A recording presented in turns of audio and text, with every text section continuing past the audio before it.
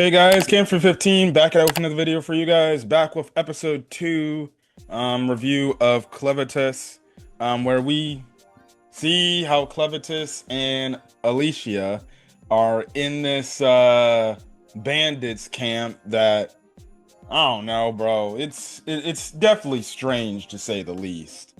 You kind of get a sad emotional story about this other girl character named Nell. And again, you just see how these bandits are just absolutely abusive and everything. So yeah, man. We definitely, get kind of a crazy episode here with the like how these bandits treat these people as the slaves and stuff like that. And kind of how they make them do their bidding and stuff like that. So yeah, but again, you just have it to where Alicia wakes up, they're captured, right? And she's just like, bro, what are you doing? You can't do anything right now. And Clevatess is like, well, I really can't do much of anything right now. Like, though my whole goal is to do this and find out about this doctor, so I'm not gonna go exactly turn back into my beast form. And then on top of it, you know, the thing is, what's his face? You have Alicia ask, like, also, how'd you get knocked out so easily? Like, is it because, the body's weak? He's like, oh no, like, I didn't die or anything. It's just I gotta get adjusted to this body a bit. It's kind of a little bit frail, but I'll get adjusted to it if, fair enough, right? So then end up going to this little like base, little mini town or whatever that I guess this boss has established for these people that live here, and then these people clearly have slaves, right? So they take Alicia to the main boss headquarters, right? Clevatess, he ends up just being like, hey, you're gonna go with a bartender girl who, hey, she was looking like a snack. She was a snack. I will not deny that. She was a snack. And then they basically give Luna, the baby, to this girl named Nell, who we'll talk about her in a bit, right?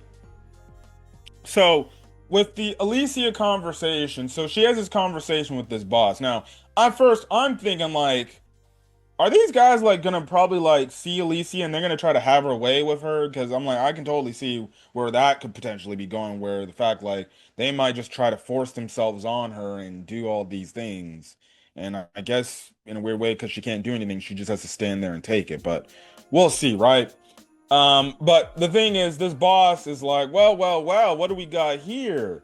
He does kind of touch her butt, just saying like, you're kind of, attractive. And he makes the mention about, the fact that the kingdom basically took over the night, had these 13 knights go into the Dark Kingdom and essentially try to take down the boss named Clevatess, but obviously they all died. And the fact that he found out, like, oh, actually, you're actually one of those heroes, and you're actually a female, and you survived. Well. Also, we do find out like this boss of this village right here, he's got one of the dark monsters, and one of the dark monsters he's actually tame. Like this dark monster, like legitimately is listening to this dude's orders and commands, right?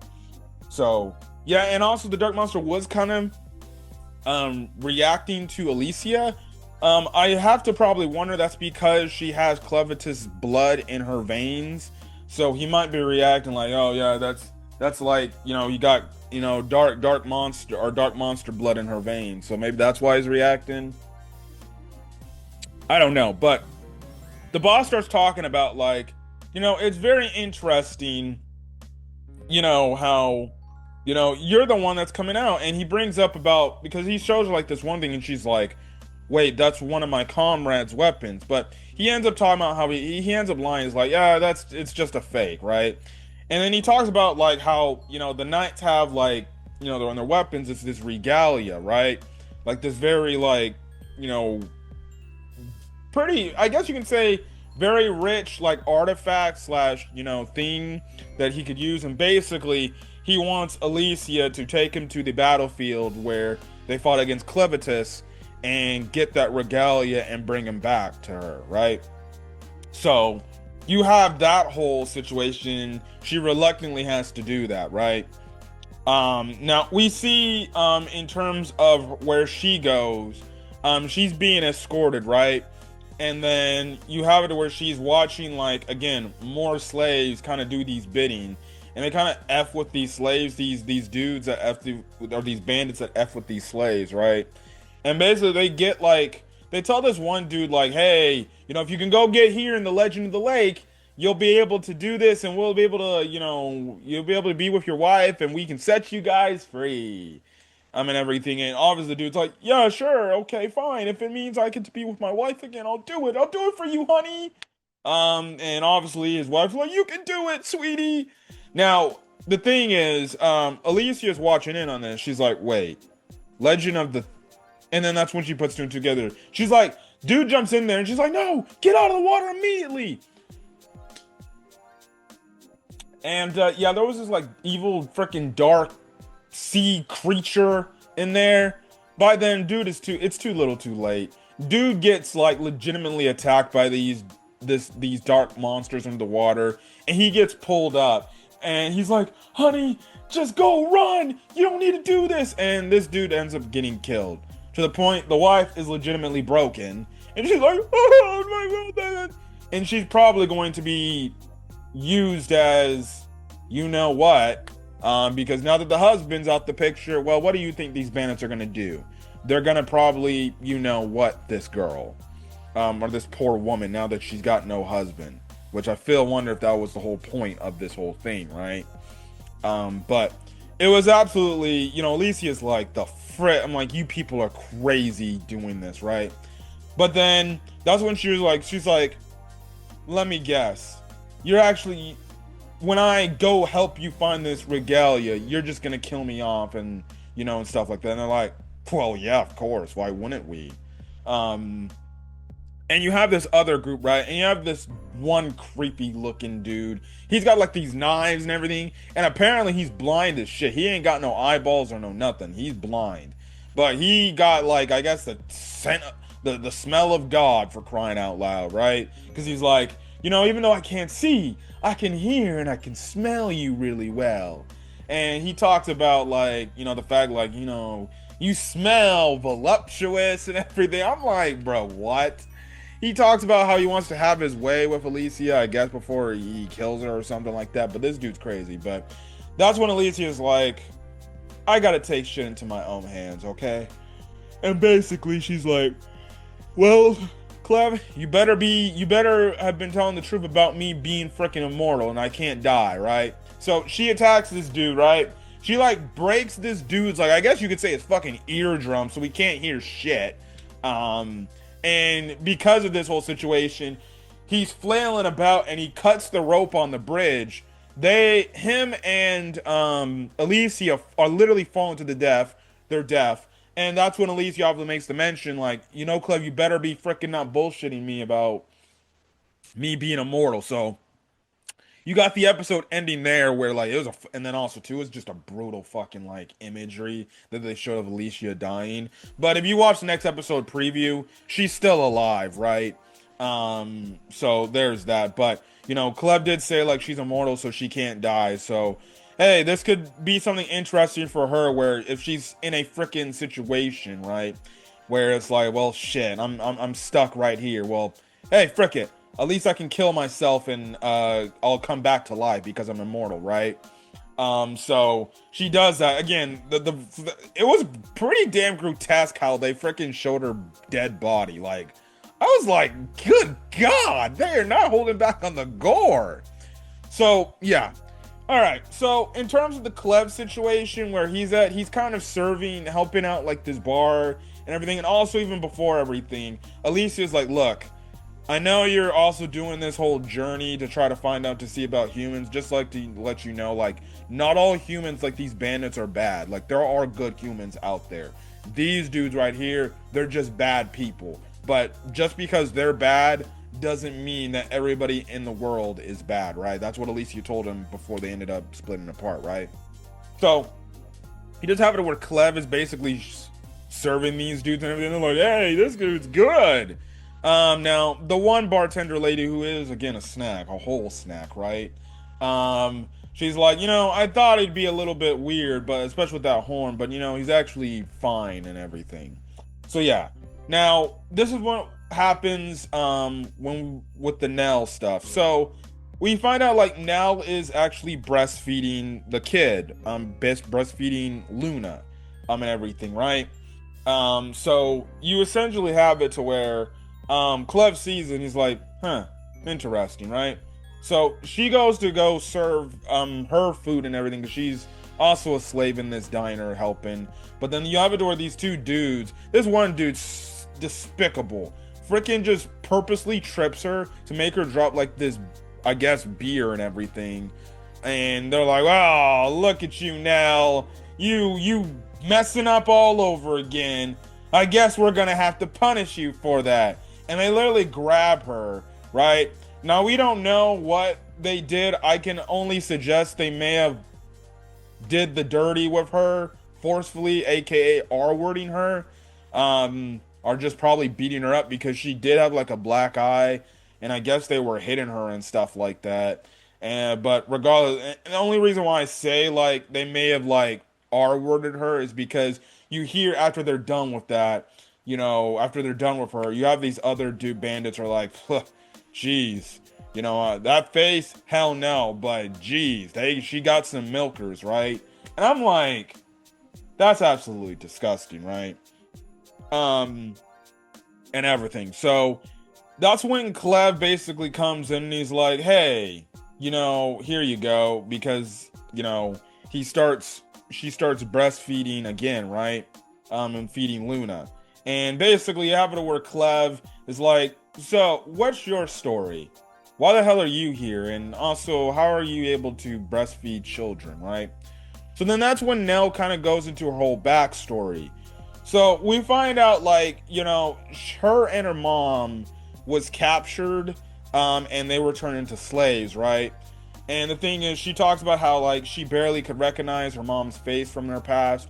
But essentially, we kind of find out like her mom was basically kind of protecting her from everything that was going on. And her mom was kind of like, I guess you can say, in the position where, she was the one kind of that's getting what's happening to Nell now, kind of in that position and everything. And she's basically being forced against her will to where she's being messed around by these bandits and everything, and it's clear like these bandits are clearly doing what, like to the point like you see a clip where they're doing it like right out open in the outside, and I'm like, bro, and you just see it where the mom's looking at obviously Nell and just is obviously reluctantly smiling like it's gonna be okay, honey. And then obviously as the dudes are having their way with her, she's obviously very emotional by it. Now Nell goes in and say like at some point my mom just upped and left. Like, and I'm guessing they just let her free, and she upped and left and everything, and that just led to the bandits starting to mess around with Nell to the point like they were physically assaulting her and beating her. Like because of it, she lost like her teeth and everything because her face looks all effed up, right? And it's mostly because these dudes were probably beating her to shit. Now, and it goes to show you, like, these freaking bandits are so stupid. Like, the fact that they're literally beating up a little girl, and making her lose her teeth and everything, and stuff like that. So, Nell goes on to talk about how, basically, the barkeeper lady, who is the snack lady, right? She kind of took her in, kind of like as an adoptive, daughter in type of weird way, but mostly like just hired her as an employee and just watched after her and took her in. And we actually can tell, like, you would think, like, at first I was thinking like, these bartender ladies, they would treat Nell like shit too. No, we actually genuinely see in this flashback, like, no, these bartender girls that work in this bar, they actually genuinely do care about Nell, and they actually do treat her with respect because she is a lady, and they actually do care about her genuinely, unlike the bandits, right? So then that's when Clev obviously made the mention, like, okay, well, makes sense what happened here, but you're able to breastfeed, which means if you were able to breastfeed, that means you have given birth, which is like, oh, so do you have a child somewhere, right?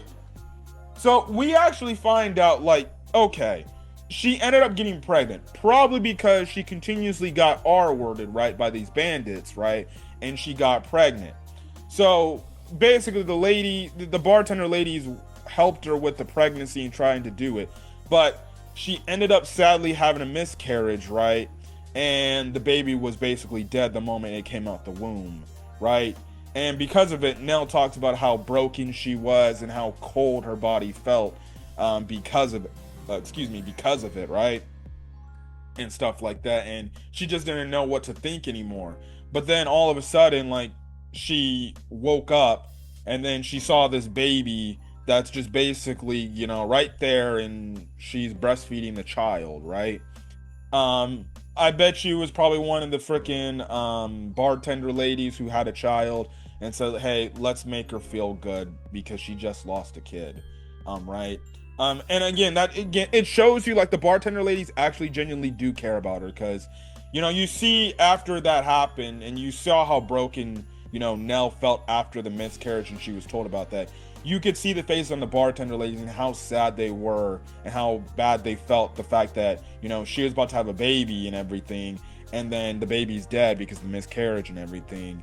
And you could tell, like, that's potentially could have been, like, Nell's, like, new thing in life that would have made her go on, even though she's enduring all this terrible stuff. She would have been able to live for her kid and everything and stuff like that. But that clearly broke her and everything. And you kind of get the backstory there and everything. And that's when Clevatess is like, well, thank you for telling me that story. So actually, I'm offering you a new job. Here's your new job. Take care of Luna and basically be my assistant when it comes to that, right? Especially the fact that you can basically breastfeed Luna, and then also it's clear that Luna has taken a liking towards you. Now, Nell is like, what? And she's just like, no, you're bullshitting, right? You're a slave too. There's no way you're gonna do this. But I feel like this is gonna pay off in next week's episode when Alicia comes back to tell Clev, like, all right, Clev, I think you need to go crazy now, right? And maybe that's how Nell will be freed, and stuff like that. Or maybe, they'll just leave the village and escape, or maybe they'll do something to get in the good graces of the village. I don't know. We'll have to see what's going to happen here, and stuff like that. But Nell's backstory was very sad, and it was effed up. Like, dog, it was effed up. I definitely did not expect the miscarriage, storyline right then and there. But hey, it happened, and that's a thing that typically happens sometimes with some women. They have miscarriages, sadly, and it's a loss for those. I know I had a teacher in high school. She ended up actually getting pregnant, and sadly she did actually end up having a miscarriage and everything. So it was definitely sad and everything, especially when she came back to to school and everything. We as a class, we made sure to wish her well, and make sure we were there for her, because that was definitely a dark time for my teacher at that point in time. So yeah, man, it was a dark episode.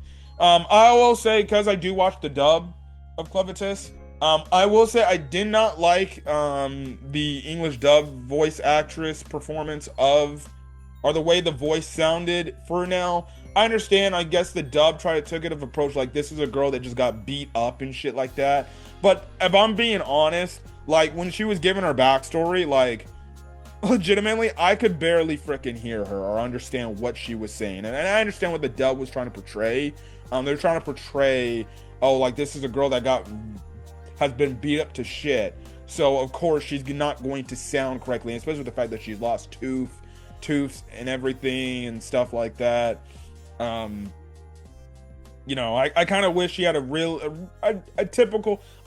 normal voice where I could hear what she was saying a little bit more. So yeah, I guess maybe I'll have to watch that scene in the sub version and stuff like that. But I will say I did not like how the dub decided to handle the voice of Nell. I did think it was kind of hard to hear, understand, but it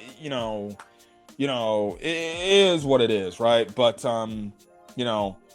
it was another good episode of Clevatess. Gonna be interesting to see. It looks like Alicia's gonna try to do her own thing and escape and try to get Clev and Luna out of there. But we'll see what happens next. But yeah, but anyways, I'm gonna get out of here, guys. Catch you guys next video. Till then, guys, stay safe out there. Have a great rest of your day or your night. I'm gonna this video. Until then, guys, peace.